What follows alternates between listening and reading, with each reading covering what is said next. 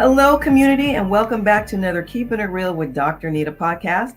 I am your host, Dr. Anita Polite Wilson, C-Suite Trusted Advisor, Board Director, and Diversity, Inclusion, and Belonging Consultant, helping members of the C-Suite and their teams reframe diversity conversations from difficult to different. Again, we are back for our annual look at what's scary about DE&I work to coincide with the month of October, in which we celebrate all things scary for Halloween. Again, I have assembled a very diverse panel of heavy hitters from across a variety of industries and disciplines. And I want to reintroduce Dr. Catrena Elliot. She is a senior HR business partner for a Fortune 100 retail company. Mr. Dwanye Robertson is the DEI strategist and head of YPO's Diversity and Inclusion Office. Again, YPO stands for Young Presidents Organization, which is a global network. Mr. Jerry Gonzales is the Executive Vice President and Chief People Officer and Administrative Officer at Abode Communities. And finally, Mr. Gaurav Goel is the Vice President of Global Operations in the Neurovascular Business Unit at Medtronic. Welcome back, panel. Thanks, Dr. Anita. I see no enthusiasm. Well, how about we wish you a happy Hispanic Heritage Month, because yes, thank you. Happy Hispanic bridges between September and October. Thank you, Jerry. I appreciate that. Are there any other nationalities that we need to be celebrating this month? I think that's the main one at this particular junction. Okay, sometimes there are like 2 or 3 in a month and it's hard to keep up, but that's a good thing because it means our awareness is being raised about other people and the value that they bring to our society. So Jerry, thank you for that. In our first conversation, we had a little icebreaker that gave the community a little glimpse into who you are as a person. And now I want to pose a question that speaks to your profession. I want to first give the community some insights into your personal why DEI by sharing what drew you to the work and what keeps you here. And Gaurav, let's start with you. So, first of all, thank you, Dr. Anita, for having me. It's a great topic, and I love to talk about DEI. That's why Monica maybe suggested I come here. So I moved into United States about 22 years ago in Minnesota. It was like a smaller town in Minnesota. You would not find another Indian kid over there. And it was hard initially, right? Coming from all the way over there. I think I joined a company, St. Jude Medical, at that time. It's Abbott. I'm not going to talk about outside the work piece. There was a lot of support there. But from a work standpoint, there was so much kind of I got from the support and mentorship that if I did not have, right, I would have really been a different place in my career. So I was fortunate. And the fortunate words you will keep hearing from me throughout this whole piece. Got that fortunate to get that mentorship. And then since then, I've worked for companies like Target Corporation, and then now Medtronic, where this DEI is ingrained in the culture. And I'm glad you said about the business outcomes earlier, right? Because I know it works when we have this inclusive culture. I've seen better ideas, better discussions, better culture, and results that come through with it. So it's like a no-brainer in my head. And it can't be forced. If it's forced, it doesn't work. I think if it's bottoms up, it works. And I won't say I had any aha moment in my life. It said, okay, this is why I do this. It's just it happened. I mean, my 20 years in the United States, I've been just fortunate and blessed to be around people who are inclusive and be around companies who had that culture. And this is just my way of giving back. I don't know any other way, essentially. So that's why I do this, and I will keep doing it. And I don't know what around the world changes, right? I'm gonna keep doing it. So that's kind of where my journey is from in DEI. Thank you for your dedication to the work and the fact that it came to you so organically. I have a feeling that's going to be theme among all the panelists, is that it came up organically. Dr. Catrena, what drew you to the work and what keeps you here? Absolutely. Again, thank you, Dr. Anita, for inviting me. I think one of the main things that have drawn me to the work is, number one, I'm an HR executive, so I absolutely love people. More importantly, I'm very passionate about introspection. So people examining themselves so they can show up better. And I believe every person is a leader from the seat that they're in. So with that, helping people really look at themselves and understand their biases, how it impacts people, their overall perceptions that they may have when they're dialoguing with others, the more and more they can become aware of that and how it's impacting others, the more inclusive they will be to others and accepting people for who they are, meeting them where they are. And one of the things that keeps me in the work is just that I brand myself as the introspection doctor because I thoroughly believe that people really need to look in the mirror and understand who you are, why you do the things that you do, and then you can really be intentional with how you're impacting others and how you're inviting others' viewpoints to the table. I think it takes many viewpoints like we hear today, a very diverse group of thought leaders at the table to really move organizations forward. So I love working with whether it's children, executives, just your normal day-to-day person in the workplace. Everyone is a leader from the seat they're in. And that introspection work really is the foundation to D&I for me. Dr. Catrena, I have to ask you, where are you physically located right now? Because I think somehow you read my notes. I mean, everything you just said is just so reflective of my perspective on the work. You talked about loving people and introspection and raising awareness, all of the things that I hang my work around. But let's be honest, when we talk about introspection, that can be scary for some folks. Oh, yeah.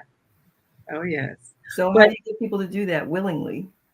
You know, I actually created a leadership motto, and it ends with leading with the heart. And I like to normalize that conversation versus having it being so scary. So just taking people through the journey of really first looking at what you're good at. Let's just start positive, right? And once they can really lean into their strengths and what they're good at, then we can move into bias awareness, right? And really dig deep into that. And sometimes you have to pull up some roots. And when you do the work, when you're sitting around with others from a diversity and inclusion and belonging perspective, you're more open to receive them. So I think it's so important. And I really just take the mask off and say, hey, let's deal with it. And if you do it bit by bit, throughout a process that I take people through, it's not scary at all. Dr. Catrena, I'm putting you on notice in front of the community. When I need a guest host, I'm calling you so I can go on vacation. You got it. All right, Dwanye, what brought you to DEI work and what keeps you here? What really brought me to diversity, equity, inclusion work was being on the other side of the coin, working in health policy, understanding the outcomes that are associated with health disparities. It really started causing me to understand the importance of creating opportunities for organizations to be truly diverse and inclusive. Because again, by creating those opportunities, we're helping to address the longer, deeper impacts that I reviewed or I'm aware of in regards to health disparities. So for me, it became something personal. The opportunity to work with organizations to really improve their culture, to create opportunities for either a workforce to become more diverse or their leadership to become more diverse. And what really keeps me going is when things go right. As we all know, diversity, equity, inclusion work can be challenging, and in many points in our work, it can be very politicized. But when things go right, when I'm able to work with senior leaders, people leaders, and to get them to look at things from a different perspective, to get them to understand that diversity does positively impact the bottom line, that they do get creative ideas out of that. That's what keeps me going. And I would also add that it's the great thing about working in diversity, equity, inclusion work is that I'm constantly challenged. I learn just as much from the colleagues that I work with as the knowledge that I impart to them. They help me to understand different perspectives, particularly when I'm working on initiatives or programs that are more global in nature. My subject matter expertise is really rooted in the American experience. So when I have the opportunity to deal with colleagues that are outside of the US who have a different cultural perspective, I believe that it makes me not only a better person, but also makes me more worldly. So you said a lot that I wish I had time to unpack, but I definitely want to ask you this. When you talk about you stay in the work, because when it goes right, it's a beautiful thing, right? Talk about what that looks like specifically, and just give us a little snippet specifically about what that work looks like outside the U.S. Because I was recently speaking with the CEO of TrueCar. He's from a completely different country, and he said, we don't have these kind of issues where we are. We just don't. So what does it look like when it goes right outside the U.S.? Excellent question. And it's interesting because there are many different viewpoints around whether or not diversity and inclusion issues are relevant outside of the US. And the truth is that they are. It's just that they're not described or contextualized in the way that we understand. And when you say that, does it mean that it's not necessarily based on race or ethnicity? In many cases, it goes beyond that. So, for example, with the organization that I'm currently with, YPO, one of the great examples of more of a global issue is how we examine the experience of our members from a native perspective versus an expat perspective, right? So, in other words, how do our members who are from that particular country or society, how do they enjoy the YPO experience? And are there any differences between them and our members that are actually expats, people who are from the US, who are from Europe? Or we've come to discover that there might be some differences according to religion, right? A person might be, say, Christian, Muslim, etc. And that might bring different perspectives to how they experience YPO and the benefits they get from it. So in other words, yes, in many cases, it does go beyond the lens of race and ethnicity. But at the end of the day, it's all related to people experiences and how individuals interact with each other. That's right. At the end of the day, it's all about people. And Dr. Catrena already started off with the fact that we got to love people. And I think sometimes in the business environment, people get kind of nervous when you say, I got to love people. Yeah, we're not, love is a 4-letter word, but it's not that kind of 4-letter word. It's important. You have to have a love of people, especially if you're going to lead people. Otherwise, how are you going to be effective? So, Jerry, what drew you to DEI work and what keeps you here? I think if I were to start with that question, I actually have to disclose my multiple forms of identity, right? So I'm a first generation immigrant to the United States. I immigrated from the Philippines, and I grew up in poverty, right? So those things kind of are in my DNA. They really are the lens by which I see the world. And, to shorten kind of the aha moment or the formation point, here in California, I ended up going to the University of California, Los Angeles for college, great school. And it was the moment at which, in the late 90s, where something called UC Standing Policy 1 and 2 came into effect. And those effectively barred the use of affirmative action in hiring and admissions at the University of California. It was passed at the UC Regents level. And while Dwayne's perspective on the work is like, what happens when this goes right? My formative experiences are what happens when this goes wrong, right? And so Standing Policy 1 and 2, because of the power of the University of California, became the precedent for Proposition 209, which effectively barred the use of affirmative action in the state of California. And so that's my perspective, and why I continue to do the work is because when we continue to not have these critical conversations about why diversity, equity, inclusion is important, then these are the disparate effects that we have. And so one thing that we immediately saw when SP1, SP2, and 209 passed at the University of California was the immediate drop of representation of Black and African-American students in a year's time in the admissions process. In a year's time, it was decimated. And that's exactly what happens. And I also agree with this kind of conversation about globalization of the DEI work, right? Like DEI work as we understand it is very much a US Western perspective, because we have to understand that the foundations of this country are based on slavery, and the slavery of Black people specifically. And if we don't unpack that first, and understand that that's the kind of global view of how we start the conversation. We can't then, apply that in different contexts to other countries or other regions also. So, there's a lot of nuance, I think, in this work, but we got to start with ourselves. And I am kind of the anxious person that always says, what happens if we do this wrong? What if we don't engage in this conversation properly? Mm-hmm. I appreciate that perspective. There are a lot of studies that say the reason this goes wrong is because people feel forced. People feel like you're getting in my face. People feel like you're blaming me. It's not my fault. I wasn't around. I had nothing to do with what my ancestors did. But we do have to face the fact that America has a complicated past when it comes to race. So, panel, the question of the hour is this.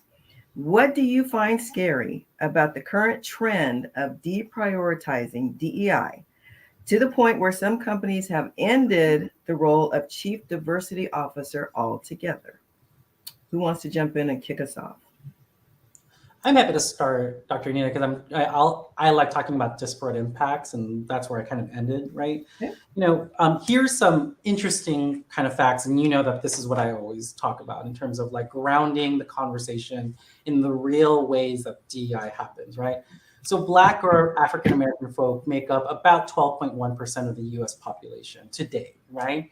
And Fortune 500's last view of all the CEOs of that population, only of the 500 CEOs, only 8 of them are identifying as Black or African American, right? So that's about a percentage of 1.6%. There's a disparate number there already. That already speaks to our kind of bias as a country that maybe Black folk don't have the same fundamental ability, right, to be CEOs. And of those 8 folk, 3 of them in 2021 were Black women. And one of them was really hailed. It was Roz Brewer, who became the CEO of Walgreens, right? Mm-hmm. Well, as of September 2023, Roz Brewer is out, right? Now there are only 2 women that can claim as Black CEOs. The reason why Walgreens talks about like Roz's lack of being successful is, she wasn't able to bring in the capital into Walgreens for that moment. Not taking into account that between 2021 and 2023, it was the recovery from the pandemic, and Walgreens wasn't going to make as much money anymore because testing and requirements around COVID had dropped significantly during that period of time. So this is a problem that we have, and I'd love to hear Dr. Catrena think about this, because oftentimes it is Black folk and Black women specifically who are held to a higher standard to turn around businesses when their counterparts in the rest of the world aren't held to those same standards, and oftentimes have to be this magical person of color, frankly, in order to be rewarded half as much as their counterparts who can just sometimes be mediocre. And that's a really solid statement I will make on that one.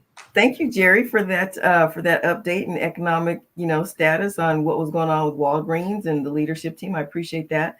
Dr. Catrena, the question was posed to you, but before you answered, I just want to share this.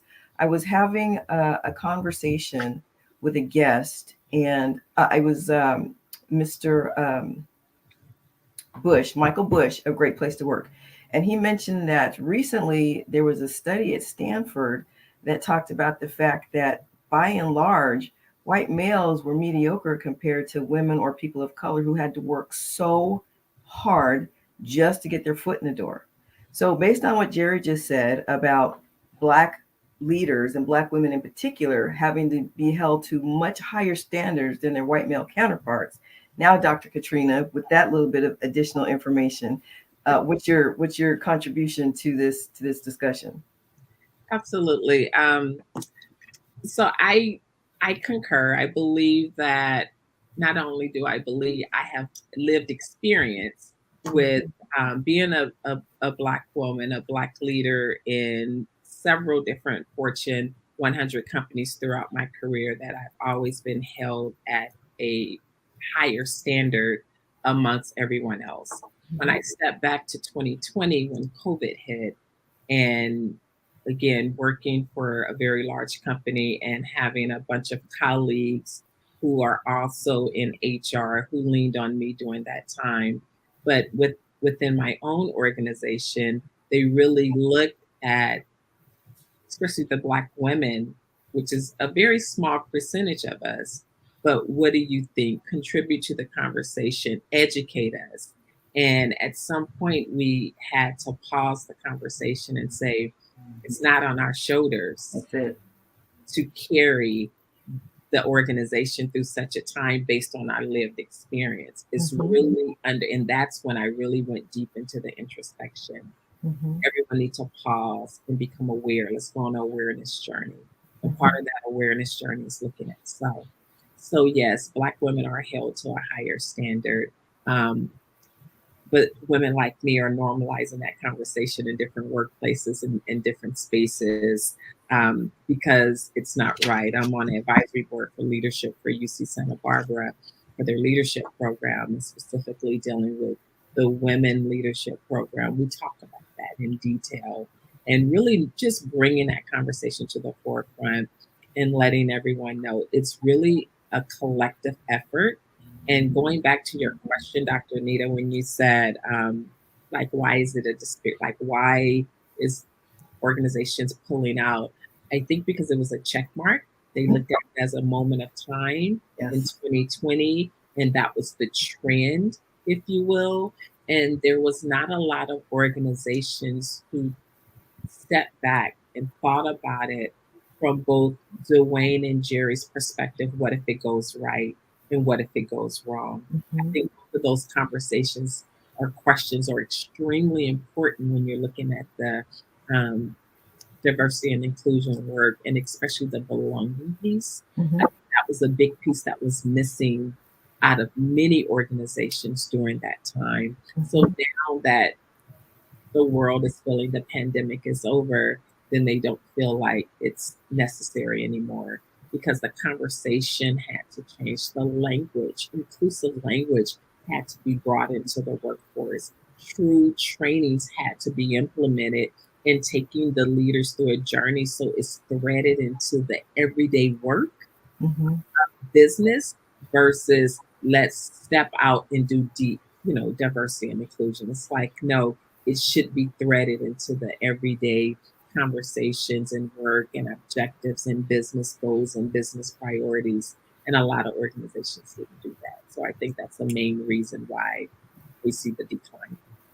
When you mentioned check the box and the fact that over the last 3 years since the impacts of the pandemic have ended, let's be clear that in 2020, what kicked off this global awareness was the murder of George Floyd. Absolutely. And so when we talk about checking the box versus changing real behaviors, Dwanye, I kick it to you now. What do you find scary about these companies deprioritizing diversity work to the point of even completely abandoning the role of chief diversity officer? Does it even matter from what you see in a global organization? It definitely does. Diversity, equity, inclusion work is always related to where our society is in terms of its feelings and emotions around the various aspects of diversity and inclusion. Diversity, equity, and inclusion. And my fear, particularly from the American perspective, is that, and let's be honest with ourselves here, the majority believes that the debt has been repaid.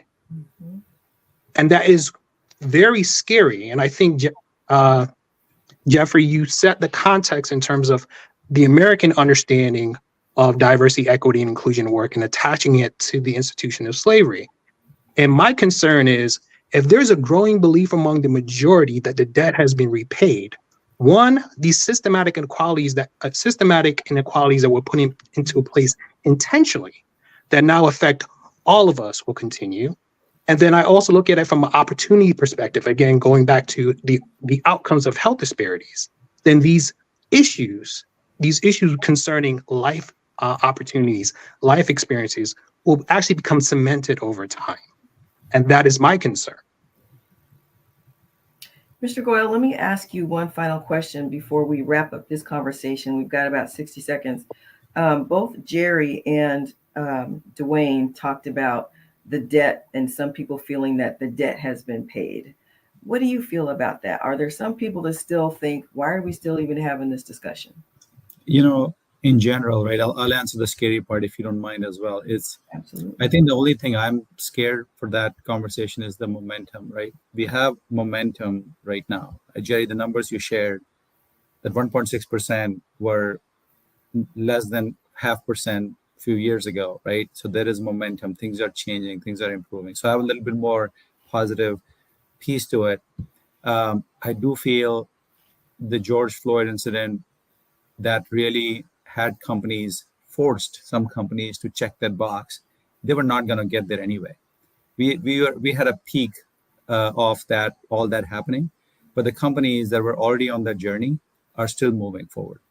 And other thing I saw in your monologue, Dr. Anita, about the generations, right? Mhm. I have a lot of hope in our generations that are coming. I'm a millennial-ish that, I know I really resonate with what you are saying over there, because my peers have the same mindset of this is the right thing to do. And when the Gen Zs and people, so this is that momentum we have is going to continue. I'm not scared, honestly. Uh, I'm not scared. I'm like, we will continue this.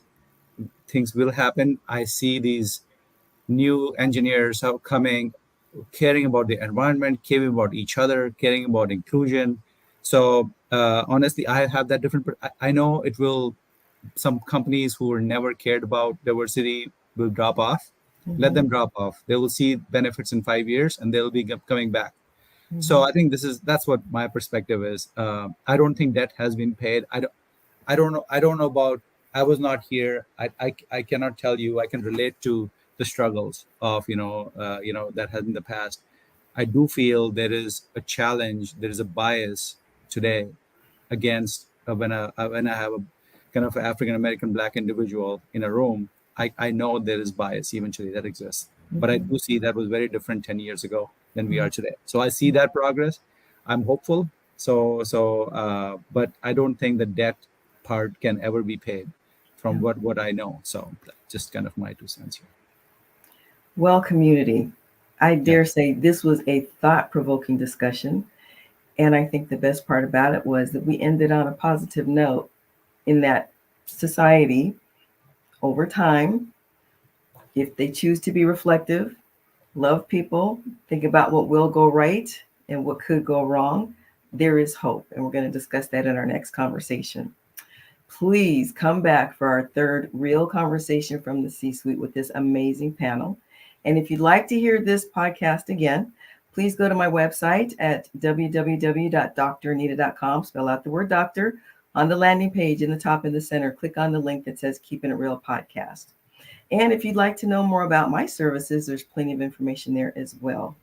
Please do me a favor, get in the flow with me, follow, like, and overshare any of my previous podcasts that help you reframe diversity conversations from difficult to different. Please share them with your network. Until next time, this is Dr. Anita reminding you to stay blessed and keep it real.